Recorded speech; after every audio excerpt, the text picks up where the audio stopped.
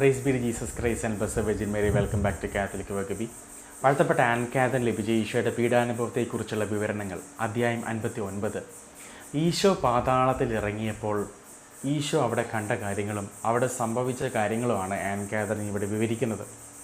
Passion of the ക്രൈസ്റ്റിൻ്റെ 2ാം ഭാഗത്തിൽ മെൽ Gibson പറയുന്നത് ആ സിനിമയുടെ 2ാം ഭാഗം 2025 ദുഃഖവെള്ളിയുടെ അന്ന് റിലീസ് ചെയ്യുമെന്നാണ്.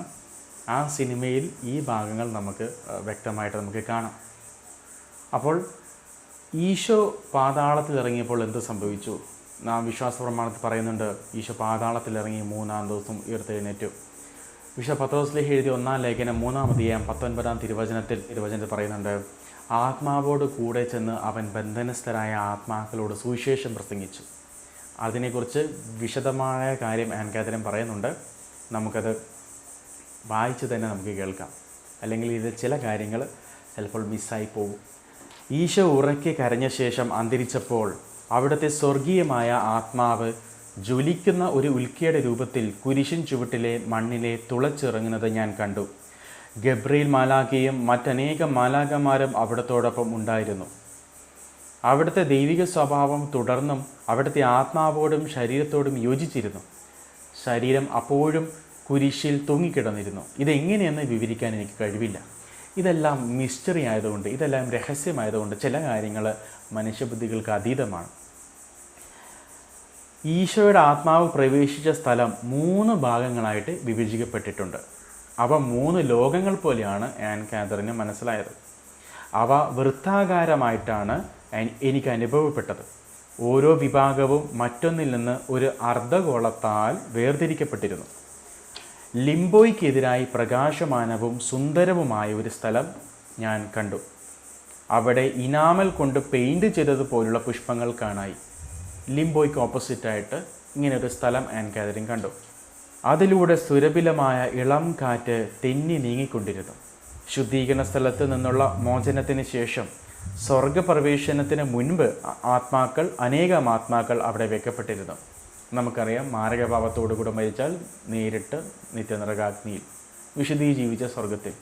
എന്നാൽ ഈ ലോകത്തിൽ മാരകഭാവം ചെയ്ത് അനുദപിച്ച് കഴിഞ്ഞിട്ടും അതിനുവേണ്ട പ്രായശ്ചിത്ത പ്രവർത്തികൾ ചെയ്തില്ലെങ്കിൽ, നമ്മൾ ദൈവത്തിൻ്റെ ആ മിഷൻ പൂർത്തിയാക്കിയില്ല എങ്കിൽ, നമ്മുടെ ജീവിതത്തിലെ കുഞ്ഞു കുറവുകളും ലഘുപാവങ്ങളൊക്കെ ഉണ്ടെങ്കിൽ അതിനെല്ലാം നമുക്ക് ശുദ്ധീകരണ സ്ഥലത്ത് പോയിട്ട് ശുദ്ധി ചെയ്യേണ്ടി വരും, ഈ ഭൂമിയിൽ വെച്ച് പ്രായശ്ചിത്തം ചെയ്തില്ലെങ്കിൽ. അങ്ങനെ ശുദ്ധീകരണ സ്ഥലത്ത് നിന്നും സ്വർഗത്തിലേക്ക് പോകുന്നതിന് മുൻപ് ഈ ആത്മാക്കൾ ഒരു സ്ഥലത്ത് സൂക്ഷിക്കപ്പെട്ടിരുന്നു. ആ സ്ഥലമാണ് ഇത് എന്ന് ആൻ കാതൻ പറയുന്നു. ഇതെല്ലാം പ്രൈവറ്റ് റെവലേഷൻസ് ആണ്. അപ്പോൾ അതിൻ്റേതായ രീതിയിൽ വേണം നാം എടുക്കാൻ വേണ്ടിയിട്ട്. രക്ഷയെ പ്രതീക്ഷിച്ച് ആത്മാക്കൾ കഴിഞ്ഞിരുന്ന സ്ഥലമായ ലിംബോ വ്യത്യസ്തമായ 3 കമ്പാർട്ട്മെൻറ്റുകളായി വിഭജിക്കപ്പെട്ടിരുന്നു. ലിംബോ 3ആയിട്ട് ഡിവൈഡ് ചെയ്തിരുന്നു. അവയെ കട്ടിയുള്ള മൂടൽ മഞ്ഞോട് കൂടിയ ഒരു അന്തരീക്ഷം വലയം ചെയ്തിരുന്നു. നമ്മുടെ കർത്താവ് പ്രകാശം വീശുന്നവനും മാലാഖമാരാൽ ചുറ്റപ്പെട്ടവനുമായി കാണപ്പെട്ടു. ഈ കമ്പാർട്ട്മെൻറ്റുകളിൽ 2 എണ്ണത്തിൻ്റെ നടുവിലൂടെ മാലാഖമാർ ഈശോയെ വിജയഘോഷത്തോടെ നയിച്ചു. ഇങ്ങനെ ലിംബോയുടെ 2 കമ്പാർട്ട്മെൻറ്റിൻ്റെ മിഡിലേ കൂടെ ഈശോ കടന്നു പോവുകയാണ്.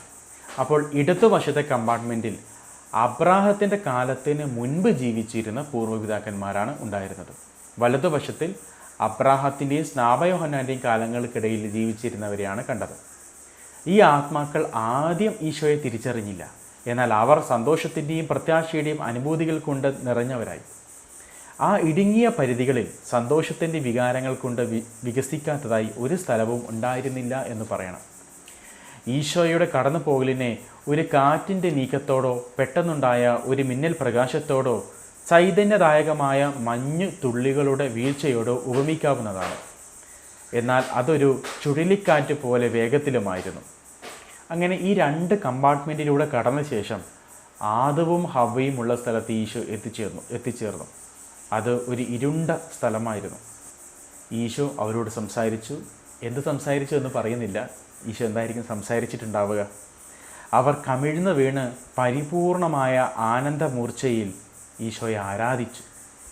ഉടൻ തന്നെ അവർ മാലാഖമാരുടെ സംഘത്തോട് ചേർന്ന് അബ്രാഹത്തിന് മുൻപുണ്ടായിരുന്ന പൂർവ്വപിതാക്കന്മാരുടെ കമ്പാർട്ട്മെൻറ്റിലേക്ക് സംവഹിക്കപ്പെട്ടു. നമ്മുടെ കർത്താവിനെ അവർ അനുഗമിച്ചു.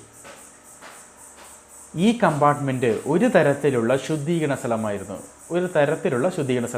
എന്നാൽ യഥാർത്ഥത്തിലുള്ള ശുദ്ധീകരണ സ്ഥലമല്ല.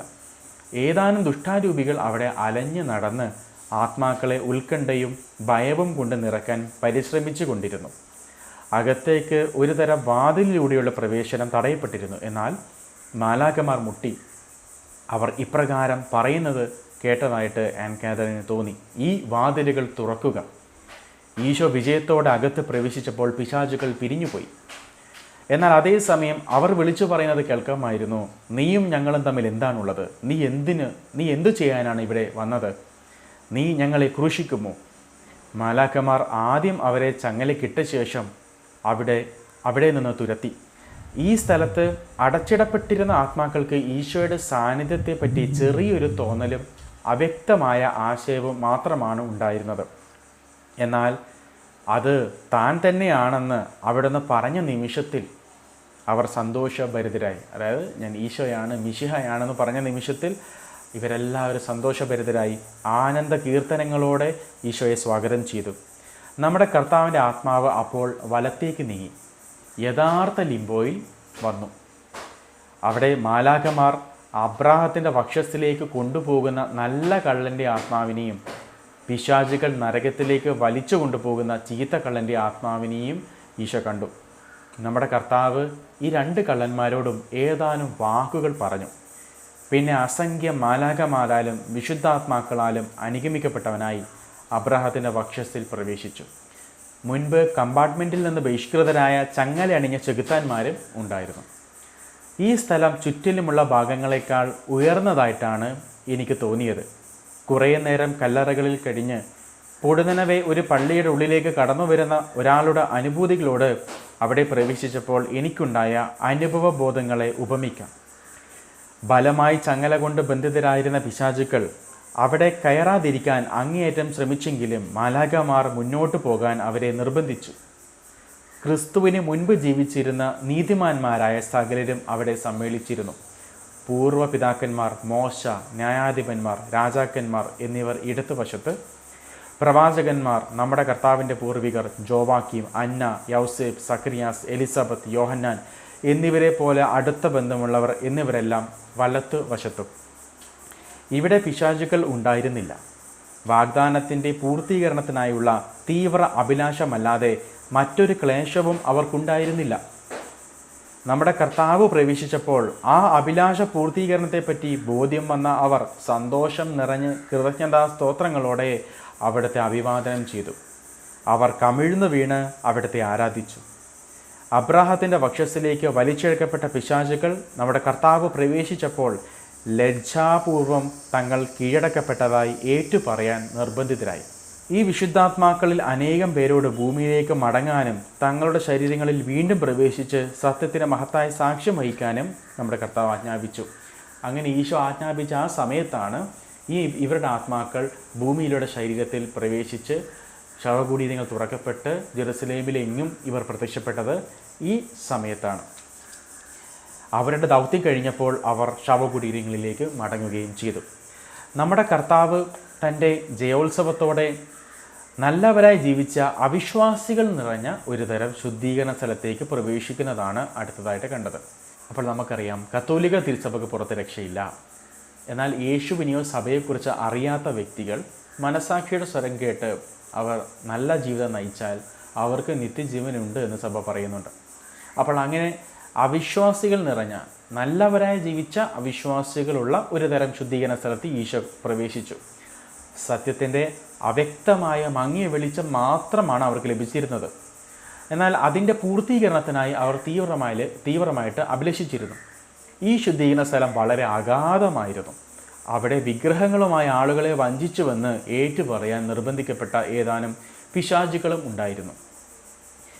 ഇവിടെ കഴിഞ്ഞിരുന്ന പാവപ്പെട്ട അവിശ്വാസികളുടെ ആത്മാക്കൾ ഈശോയുടെ പാദങ്ങളിൽ വീണ് അവാച്യമായ സന്തോഷത്തോടെ അവിടുത്തെ ആരാധിച്ചു. അവസാനമായിട്ട് ഈശോ മഹാഗർത്തത്തിൻ്റെ കേന്ദ്രത്തെ, അതായത് നരകത്തെ സമീപിക്കുന്നത് ആൻ കാതറിൻ കണ്ടു. ഈശോയുടെ മുഖഭാവം ഏറ്റവും തീവ്രമായി ഈശോയുടെ മുഖഭാവം. നരകത്തിൻ്റെ ബഹിർഭാഗം ഭയാനകമായിരുന്നു. അത് ബൃഹത്തായ കനത്തതായി കാണപ്പെടുന്ന ഒരു കെട്ടിടമായിരുന്നു. അത് നിർമ്മിക്കാൻ ഉപയോഗിച്ചിരുന്ന കരിങ്കല്ലിന് കറുത്ത നിറമാണെങ്കിലും ലോഹത്തിൻ്റെ തിളക്കമുണ്ടായിരുന്നു. അതിൻ്റെ ഇരുണ്ടതും ഭാരമേറിയതുമായ കതകുകളെ സുരക്ഷിതമാക്കിയിരുന്ന ഭീകരമായ ബോൾട്ടുകൾ വിറയലില്ലാതെ കാണുവാൻ ആർക്കും സാധിക്കുമായിരുന്നില്ല. അപ്പോൾ നിത്യ നരകത്തിൽ പോയ ഒരാത്മാവിൻ്റെ വേദന. അപ്പോൾ ആൻ കാതറിൻ പറയുകയാണ്, ഇത് ബോൾട്ട് വെച്ച് അടച്ചിട്ടിരിക്കുകയാണ്. ആ ബോൾട്ട് പോലും ഉള്ളിലെ പ്രകമ്പനം കൊണ്ട്, നിലവിളികൾ കൊണ്ട് ഇങ്ങനെ ഇളകുന്നു. അതിൻ്റെ വാതിലുകൾ അടച്ചിട്ട് ഇരിക്കുകയാണെങ്കിൽ പോലും അതിൻ്റെ ഉള്ളിലുള്ള നിലവിളികൾ പുറത്തേക്ക് വരുന്നുണ്ട്. അത് ഭയാനകമാണ് എന്ന് ആൻ കാതറിൻ പറയുന്നു. അതിൻ്റെ കതകുകൾ മുറുകെ അടച്ചിരിക്കുമ്പോഴും ആഴത്തിൽ നിന്നുള്ള നിലവിളികളും മുറവിളികളും വ്യക്തമായി കേൾക്കാമായിരുന്നു. എന്നാൽ ബോൾട്ടുകൾ മാറ്റി കതകുകൾ മലർക്കെ തുറക്കുമ്പോൾ കാതുകളിൽ നിന്ന് അലക്കാവുന്ന ഭീകരമായ അലർച്ചകളും നിലവിളികളും ആർക്ക് വിവരിക്കാനാവും? ദുരിതപൂർണമായ ആ സ്ഥലത്തെ നിവാസികളുടെ വിഷാദം നിറഞ്ഞ ആകാരം ആർക്ക് ചിത്രീകരിക്കാനാവും? അപ്പോൾ ആൻ കാതറിൻ പറയണം, നരകത്തിൽ പോയ ആത്മാക്കളുടെ വിഷാദം, അവരനുഭവിക്കുന്ന പീഡനങ്ങൾ ആർക്കും വിവരിക്കാൻ സാധിക്കില്ല. അതായത് നരകത്തിൽ പോയ ആത്മാക്കളുടെ ഏറ്റവും വലിയ ദുഃഖം എന്ന് പറയുന്നത് അവർക്കിനി ഒരിക്കലും ദൈവത്തെ കാണാൻ സാധിക്കില്ല എന്നാണ്. ഒന്ന് ചിന്തിച്ച് നോക്കൂ, നമ്മളെല്ലാവരും കേരളത്തിൽ ഇപ്പോൾ അതികഠിനമായ ചൂടിലൂടെ കടന്നു പോവുകയാണ്. അപ്പോൾ രാത്രി സമയത്ത് പോലും നമുക്ക് ഉറങ്ങാൻ സാധിക്കില്ല. പക്ഷെ ഒരു ആശ്വാസമുണ്ട്, മെയ് മാസം കഴിഞ്ഞാൽ ജൂണോട് കൂടെ ഇതെല്ലാം നിൽക്കും. നമുക്കൊരാശ്വാസമുണ്ട്. ഇനി അടുത്ത വർഷം ഒരു 3-3.5 മാസം നമുക്ക് സഹിച്ചാൽ മതി. എന്നാൽ ഈ ആത്മാക്കളുടെ അവസ്ഥ ആലോചിച്ച് നോക്കിക്കേ. 1 മിനിറ്റ് പോലും ഇടവേളകളില്ലാതെ 2-3 മിനിറ്റിന് വേണ്ടി ചെയ്ത മാരക പാപത്തിന് അവർ നിത്യതയോളം ശിക്ഷ അനുഭവിക്കുകയാണ്. അവരുടെ ഏറ്റവും വലിയ വിഷമം അവരുടെ കുറ്റം കൊണ്ട് തന്നെയാണ് നരകത്തിലെത്തിയത് എന്നുള്ളതാണ്. കാരണം മറ്റാരുടെയും കുറ്റം കൊണ്ടല്ല. പല തവണ കുമ്പസാരക്കൂടിനെ കടന്നുപോയി, പല തവണ അനുദിന ദിവബലിയിൽ പങ്കെടുക്കാൻ അവസരം ലഭിച്ചു. പക്ഷെ അപ്പോഴും ഞായറാഴ്ച ക്രിസ്ത്യാനായിട്ട് ജീവിച്ചു, ഞായറാഴ്ച മാത്രം കർത്താവിനെ ഓർക്കുന്ന വ്യക്തിയായിട്ട് ജീവിച്ചു. പല സംഘടനകളിലും പ്രവർത്തിച്ചെങ്കിൽ അതൊന്നും കർത്താവിനോടുള്ള സ്നേഹത്തിൻ്റെ പ്രതിയായിരുന്നില്ല. അതെല്ലാം ആൾക്കാരെ കാണിക്കാൻ വേണ്ടിയായിരുന്നു. അപ്പോൾ ഇന്ന് നരകത്തിൽ കിടക്കുമ്പോൾ അവർ ഓർക്കുകയാണ്, ഒരു നിമിഷം, ഒരു 5 മിനിറ്റ് ആ കുമ്പസാരക്കൂടിനെ സമീപിച്ച് ചെയ്തുപോയ മാരക പാപങ്ങളെങ്കിലും ഒന്ന് ഏറ്റുപറഞ്ഞിരുന്നെങ്കിൽ ഇന്നിവിടെ കിടക്കേണ്ടി വരില്ലായിരുന്നല്ലോ എന്ന്. ആ അഗാധമായ വിഷാദം അത് പറഞ്ഞറിയിക്കാൻ പറ്റില്ല. അതായത് നമ്മുടെ മിസ്റ്റേക്ക് കൊണ്ട് നമ്മളൊരു പരീക്ഷ തോറ്റൽ എങ്ങനെയുണ്ടാവും? അതും ആ പരീക്ഷയുടെ ക്വസ്റ്റ്യൻ പേപ്പറും ആൻസറും എല്ലാം തന്നിട്ട് നമ്മൾ പഠിക്കാതെ പോയി തോറ്റാൽ എങ്ങനെയുണ്ടാവും? അതിൻ്റെ എത്രയോ മടങ്ങ് ഇരട്ടി ദുഃഖമാണ് ഇവരനുഭവിക്കുന്നത്. അതുകൊണ്ട് ഇത് പറഞ്ഞറിയിക്കാൻ പറ്റില്ല എന്ന് ആൻ കാതറിൻ പറയുന്നു. ആൻ കാതറിൻ പറയുന്നു, ദുരിതപൂർണമായ ആ സ്ഥലത്തെ നിവാസികളുടെ വിഷാദം നിറഞ്ഞ ആകാരം ആർക്ക് ചിത്രീകരിക്കാനാവും? എന്നിട്ട് ആൻ കാതറിൻ സ്വർഗവും നരകവും തമ്മിൽ കമ്പയർ ചെയ്തിട്ട് പറയുകയാണ്. ആൻ കാതറിൻ പറയുന്നത്, സ്വർഗീയ ജെറുസലേമിൻ്റെ രൂപം മനോഹരവും നല്ലതുപോലെ ക്രമീകൃതവുമായ ഒരു നഗരത്തിൻ്റേതാണ്. തിരഞ്ഞെടുക്കപ്പെട്ടവർ ഉയർത്തപ്പെട്ടിരിക്കുന്ന മഹത്വത്തിൻ്റെ വ്യത്യസ്തമായ നിലകൾക്കനുസരിച്ച് അവരുടെ മഹാമന്ദിരങ്ങളുടെ വൈശിഷ്ട്യത്തിൽ വ്യത്യാസമുണ്ട്. അപ്പോൾ ഓരോരുത്തരുടെയും ലെവൽ അനുസരിച്ചിട്ട് ഈശോ പറയുന്നില്ലേ, സ്വർഗത്തിൽ വലിയവനെന്നും ചെറിയവനെന്നും വിളിക്കപ്പെടും. അപ്പോൾ ഇങ്ങനെയാണ് പറയുന്നത്, നമുക്ക് സ്വർഗത്തിൽ വീടുണ്ട്. ആ വീടെല്ലാം പണിയപ്പെടുന്നത് ഭൂമിയിലുള്ള നമ്മുടെ സഹനങ്ങൾ നമ്മൾ സഹിക്കുമ്പോൾ അവിടെ ഒരു ഇഷ്ടിക വെക്കും. ഒരു കുഞ്ഞ് അടുത്ത സാധനം വരുമ്പോൾ അടുത്ത പണി തുടങ്ങും. അങ്ങനെ ഓരോരുത്തരും ഭൂമിയിൽ ദൈവമഹത്വത്തിന് വേണ്ടി ചെയ്ത കാര്യങ്ങളുടെ അടിസ്ഥാനത്തിൽ നമുക്ക് മന്ദിരങ്ങളുണ്ട്. അപ്പോൾ ആൻ കാതറിൻ പറയുന്നു, തിരഞ്ഞെടുക്കപ്പെട്ടവർ ഉയർത്തപ്പെട്ടിരിക്കുന്ന മഹത്വത്തിൻ്റെ വ്യത്യസ്തമായ നിലകൾക്കനുസരിച്ച് അവരുടെ മഹാമന്ദിരങ്ങളുടെ വൈശിഷ്ട്യത്തിൽ വ്യത്യാസമുണ്ട്. അഥവാ അവരുടെ തോട്ടങ്ങളെ അലങ്കരിക്കുന്ന വിസ്മയകരങ്ങളായ ഫലപുഷ്പങ്ങളിൽ മാറ്റമുണ്ട്. അതേ രൂപത്തിലാണ് നരകവും എനിക്ക് വെളിപ്പെടുത്തപ്പെട്ടത്. എന്നാൽ നേരെ മറിച്ചാണ് അതിനുള്ളിലുള്ളതെല്ലാം. എല്ലാം അടഞ്ഞ് കുഴഞ്ഞ് മറിഞ്ഞ് തിങ്ങിക്കൂടിയ അവസ്ഥയാണ്. ഓരോ വസ്തുവും മനസ്സിൽ വേദനയുടെയും ദുഃഖത്തിൻ്റെയും അനുഭൂതികൾ നിറയ്ക്കുന്നു. ദൈവത്തിൻ്റെ ക്രോധത്തിൻ്റെയും പ്രതികാരത്തിൻ്റെയും അടയാളങ്ങൾ സർവത്ര ദൃശ്യമാണ് നരകത്തിൽ. നൈരാശ്യം ഒരു കഴുകനെ പോലെ ഓരോ ഹൃദയത്തെയും കാർന്നു തിന്നുന്നു. അനൈക്യവും ദുരിതവും ചുറ്റും ഭരണം നടത്തുന്നു. എന്നാൽ സ്വർഗീയ ജെറുസലേമിൽ എങ്ങും സമാധാനവും ശാശ്വതമായ ഐക്യവുമാണ്. കാരണം ഓരോന്നിൻ്റെയും ആരംഭവും പൂർത്തീകരണവും അന്ത്യവും പരിശുദ്ധവും പരിപൂർണവുമായ ആനന്ദമാണ്. നഗരം നിറയെ രമ്യഹർമ്മ്യങ്ങളാണ്. ഓരോ കണ്ണിനെയും ഓരോ ഇന്ദ്രിയത്തെയും വശീകരിക്കത്തക്ക വിധത്തിൽ അവ അലങ്കരിക്കപ്പെട്ടിരിക്കുന്നു. ഈ സന്തോഷദായകമായ വാസസ്ഥലത്തെ നിവാസികളിൽ പരമാനന്ദവും വിജയാഹ്ലാദവും കവിഞ്ഞൊഴുകിക്കൊണ്ടിരിക്കുകയാണ്. അതുകൊണ്ടാണ് ട്രയംബൻ ചർച്ച്, വിജയസഭ എന്ന് സ്വർഗത്തിലുള്ളവരെ വിളിക്കുന്നത്. കാരണം അവർ ഈ ലോക ജീവിതത്തിൽ പാപത്തോട് മല്ലിട്ട് പോരാടി വിജയിച്ച് സ്വർഗത്തിലെത്തിയതാണ്. അതുകൊണ്ടാണ് സ്നാപയോഹന്നാൻ പറയുന്നത് ബലവാന്മാർ സ്വർഗരാജ്യത്തിൽ പ്രവേശിക്കുന്നു എന്ന്. എങ്ങനെ ബലം? വിശുദ്ധിക്ക് വേണ്ടിയിട്ടുള്ള ബലം. പൂന്തോട്ടങ്ങളിൽ നിറയെ മനോഹരങ്ങളായ പുഷ്പങ്ങളാണ്. വൃക്ഷങ്ങളാകട്ടെ നിത്യജീവൻ നൽകുന്ന സ്വാദിഷ്ട ഫലങ്ങൾ നിറഞ്ഞവയാണ്. എന്നാൽ നരകത്തിൽ അപ്രസന്നമായ ഇരുട്ടറകളും ഇരുണ്ട ഗുഹകളും ഭയാനകമായ മരുസ്ഥലങ്ങളും എല്ലാ തരത്തിലുമുള്ള വിഷസർപ്പങ്ങളും നിറഞ്ഞ ചതുപ്പ് നിലങ്ങളുമല്ലാതെ മറ്റൊന്നും കാണാനില്ല. സ്വർഗത്തിൽ വിശുദ്ധരുടെ ആനന്ദവും സമാധാനപൂർണമായ ഐക്യവും നിങ്ങൾ കാണുന്നു. നരകത്തിൽ ദുരിതപൂർണമായ ഐക്യവും നിങ്ങൾ കാണുന്നു.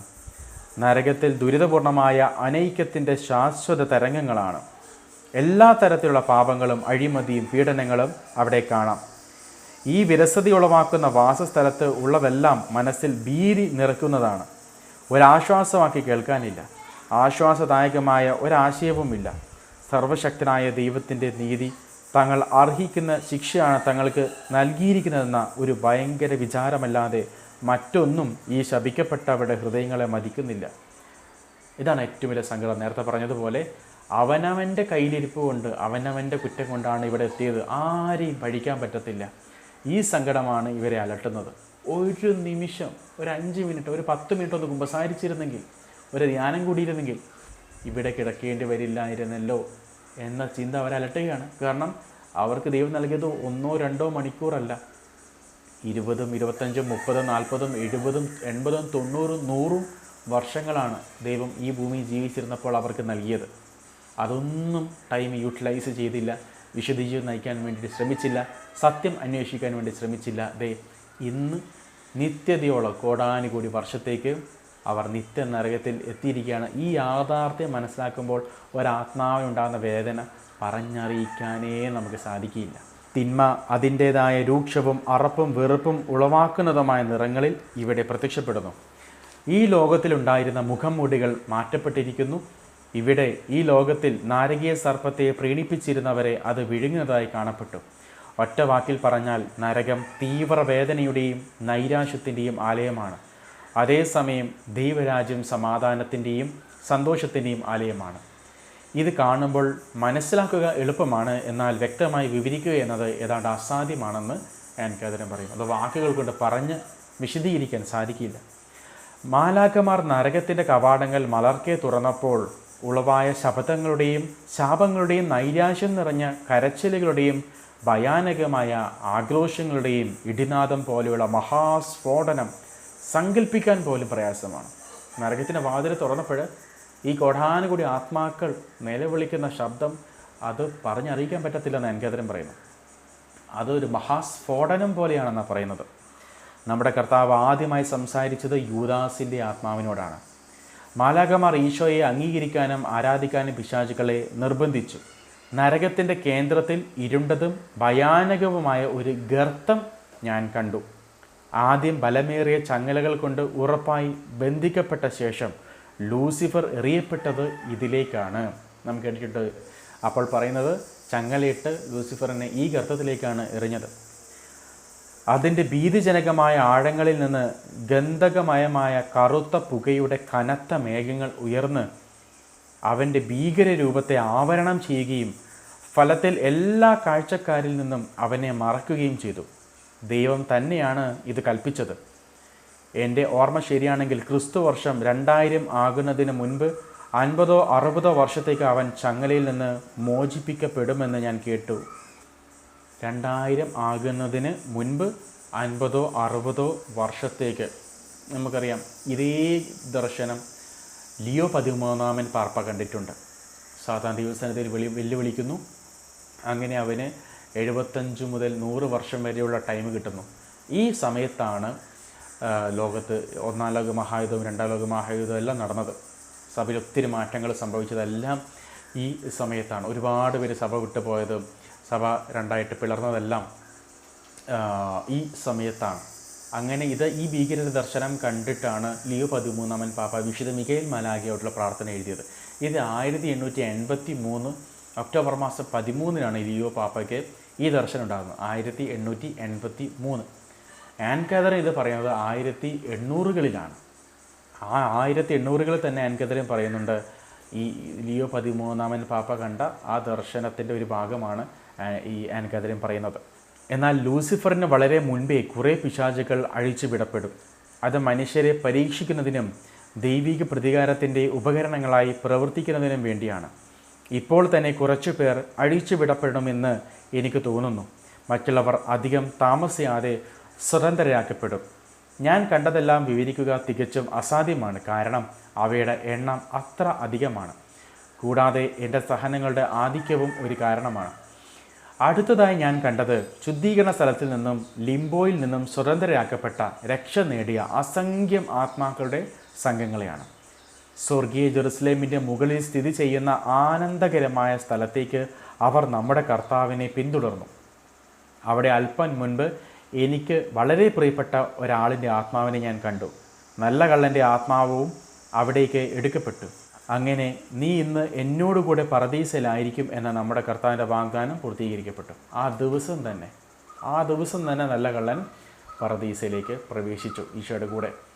അല്ലാതെ നാം ഈശോയുടെ രണ്ടാം വരവിൽ ആ സമയത്തല്ല നമ്മുടെ ആത്മാവ് ദൈവസ്ഥാനത്തിലെത്തുന്നത്.